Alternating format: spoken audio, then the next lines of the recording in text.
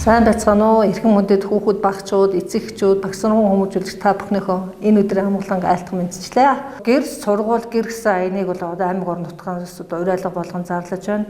Иймээс одоо хүүхдүүд маань хичээлдээ ирэх хичээлээс тарах замдаа одоо ямар ч зорилгогүйгээр гадуур сэлгүүцэхгүй шууд одоо гэр сургууль гэсэн энэ аяныхаа хүрээд энэ зарчмаа барьдалж ажиллахыг уриалж байна. Хүүхд хамгаалалын бодлогын хүрээнд гараас гарч зарчмын хувьд хүүхд бага насны хүүхдүүд харьцангуй одоо гэр сургууль гэр зарчмыг баримталж чадж байгаа.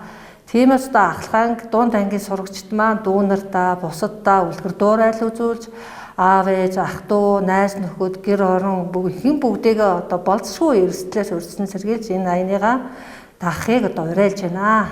Хүүхдүүд та бүхэн гэр сургууль, гэр маршрутаа мөрдөж өөрийгөө болон гэр бүлийн гишүүдэд хамгаалцгаая.